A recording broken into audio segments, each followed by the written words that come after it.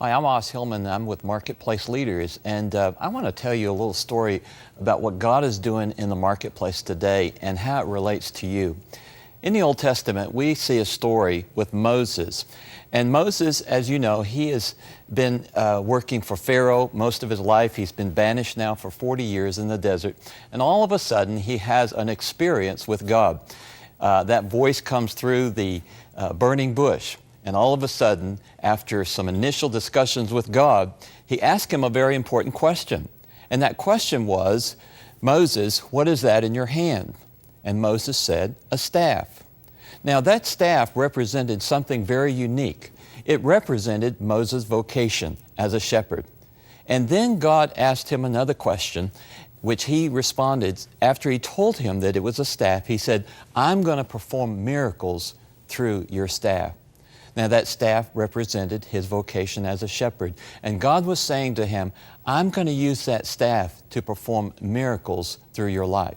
And he told him to lay that staff down. And that was the first thing he had to do, is lay that staff down. Now a staff for a person in the Old Testament as a shepherd represented much more than just a stick. It represented their life, their livelihood. And so what God was saying to Moses said, I want to take that represents your livelihood, your work, and I'm going to use it for His glory. I'm going to use it to bring a people out of slavery, people that were in bondage to sweat and toil.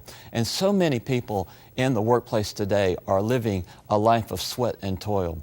And so today, God is doing a unique work in men and women.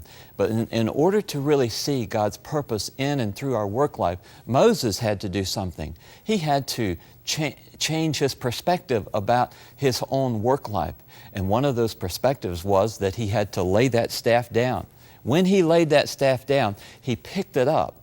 And when he picked it up, it says it was no longer Moses' staff, it was the staff of God. And God began to use that staff to perform miracles and bring a people who were in slavery out of slavery. And that is what God is doing today. He is speaking to people all over the world to say that, look, your faith life and your work life is no longer to be separated. It's to be integrated. And so God is using men and women all over the world to bring Christ into the very area where they spend 60 to 70% of their time.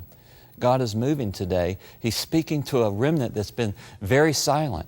I believe what God is doing is He's changing this 80-20 rule from 20% of the people involved in ministry to 80%, where we're beginning to see how our work lives can actually be agents for transformation in our workplaces, our cities, and even nations. And God is doing this. And so I want to invite you to really reconsider how you're thinking about your work life.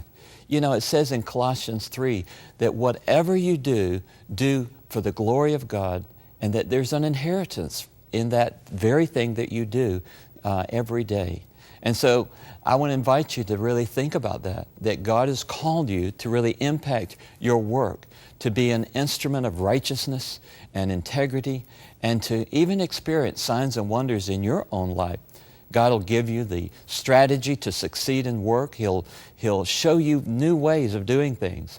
And so we live in an exciting time where God is moving dramatically in the workplace. And I believe part of the reason for that is that we're in the end times. And as God raises up His body to have an end time move, it's going to be through men and women in the workplace, because those are often the places that have spiritual authority.